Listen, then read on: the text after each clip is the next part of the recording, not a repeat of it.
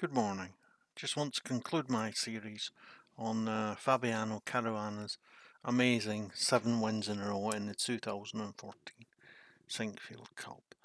They weren't just extremely well played games, they all were. They were against the best players in the world at the time. Uh, and not just the best players in the world at the time. When asked who his favourite chess player was of all time, Magnus jokingly said Magnus in 2014, but in 2014, the year this happened, Magnus Carlsen was in fantastic form. Lev Aronian, Hikaru Nakamura, Veselin Topalov, top players in the world, all in the top 10 at the time, I think. And he's beaten them all once, and in yesterday's game, the sixth game, he beat Veselin Topalov for the second time. Today, he's playing the black pieces against MVL. We know what happens, but let's see how he gets there. So, d4, d5, Queen's Gambit, declined. Brings out the knight, brings out the bishop. Yeah, this is completely fine. Bring out the bishop instead of the knight. It works perfectly. It's called the Charosek variation. Not the most usual variation, but it's perfectly playable. Bishop comes out to f4, and the knight develops. They both develop 2 pieces each, and the pawn comes to e3 to support the pawn on c4 with the bishop on f1. He castles, the rook comes to c1, excellent. Knight comes to d7, yeah, just taking control of this square, and this square. The pawn comes to c5, yeah, it's playable, especially with such a modest development by black. Not bad development, just modest. So this immediately gives him the chance to play knight c4, and he's perfectly happy to have this swap and end up with this kind of double pawn here because of the advantages it gives him otherwise. So the bishop defends, threatening to win a pawn, and the pawn defends. He would be even more happy to end up with a pawn on here. If the knight takes, f pawn takes. Alright, he's got doubled pawns, but he's got an open f file, and he has got a strong centre. The knight is developed, and the pawn comes to c6 to complete the supporting structure. Knight comes to e5. You might think, oh, this is the same as white's, but it isn't the same as white because black can take it immediately, and as soon as he takes, he can play bishop to f6, threatening to create a weaker pair of doubled pawns. And yeah, it's not even like he can chase away the knight there because he just takes the bishop, and if the knight is taken, then he takes the pawn and threatens the bishop, and then withdraws the knight and has gained the pawn. And if he chases it away, and the bishop is taken, sorry, if he takes with the bishop, he just takes the bishop here, and he's threatening queen here. So he has to take, and this gives him already a good sight on the king side. The king is by playing rook c1, the king is already committed to short castling. Obviously doesn't do it now because it would just be trouble. And Caruana makes a break in the centre immediately. The queen gets more involved.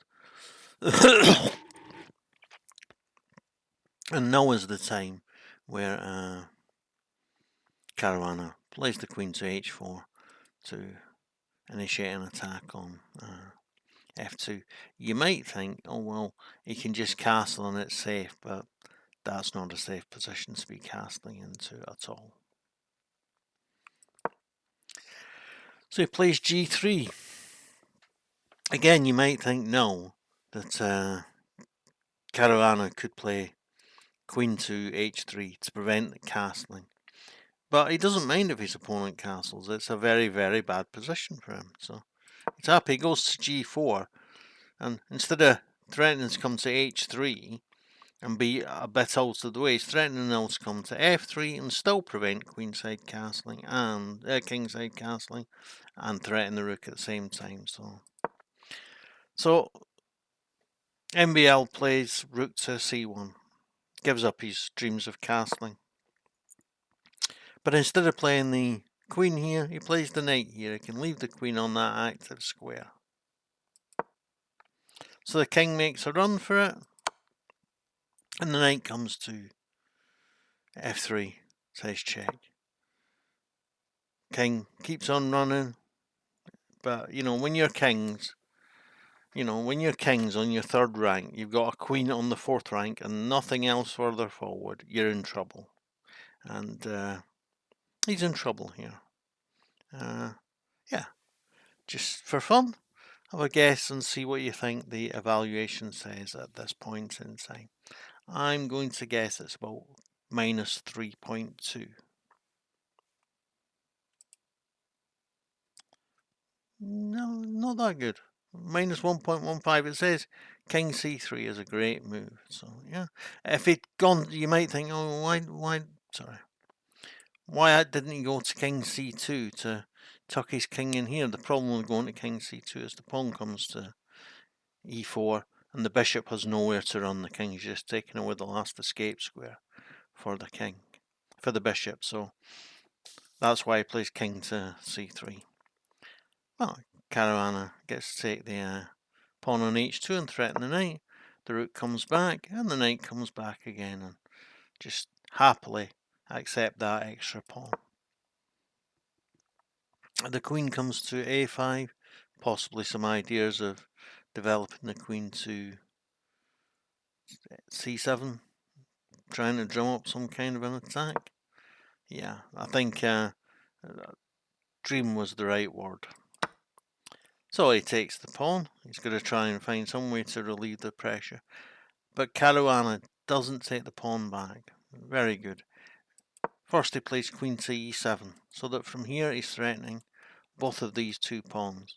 The one he was threatening with the knight before, and he's threatening to take this pawn. Alright, it's defended by the queen, but he might well be able to do something with that. So the knight comes to d4. And the pawn on e5 is taken, threatening also the bishop. I think he's trying to make a place for his king to hide. The queen, the pawn threatens the queen. Wait a minute, what happens if he plays pawn takes pawn? Well, that's exactly what happens, so let's see. He plays pawn takes pawn. Obviously, Caruana can't play pawn takes pawn, because otherwise his rook would be lost. But he plays c5 to try and trace away the knight, and the knight is chased away, and he plays bishop to b7, so that he's now defending the pawn, so that he's now threatening to play bishop takes pawn. And the pawn takes on a7, but of course, in playing bishop to b7, he's created another threat, which is d4 check, exposing an attack on the rook on h1. That's taken. The knight takes the bishop, great, just attacks the other rook. King takes, and the bishop takes the knight, the rook on h1. So he's now a whole rook up, Caruana. But this pawn on e7, a7 is dangerous and it needs to be dealt with properly. He didn't take the bishop with the rook, because if he played the rook here, then the queen comes here, check, and picks up the rook. So he rightly took the pawn. But the queen comes there anyway to e4. And another check, and another check. You might think he's just threatening to swap off the queens, but it's just a bit too early for that. So he takes advantage of the pinned rook to attack the knight. Excellent. It's defended, taken anyway. The king takes, Yeah. The queen takes the pawn, and now he's got a double threat on the a7 pawn. He's threatening to win the a7 pawn. If he wins the a7 pawn, and the pieces remain as they are, his extra rook will count. It will be able to stop, in cooperation with the queen and the other rook, it will be able to stop these two pawns. So, he defends it. And the rook and queen double on the d file. The queen comes to b6. Yeah, not a great move, because allows it, but you know, he didn't have a great move. That's the thing, you know. As I often say to my students, it's easy to find a bad move in a bad position, and hard to find a good move in a good position. So he plays d5 check. The king goes to a6. Yeah, maybe if the king gets to a7 here, he's actually threatening to win back the rook, and if he wins back the rook, then, well, he has a serious threat. But the rook comes to d6 to threaten the queen. He defends the queen, thinking, okay, if you take my queen, I'm going to take your rook, and then I'm going to have two pawns, and these two pawns are going to push through against the rook. And indeed they would. But Caruana doesn't do it like that. He plays rook to d3 check, the king comes to b7, then he plays queen to d5 check, so that he's got so that he can take the queen with check and get a bit of a advance on that. And here, MBL resigns. Yeah, why does he resign? Well, what happens if he plays?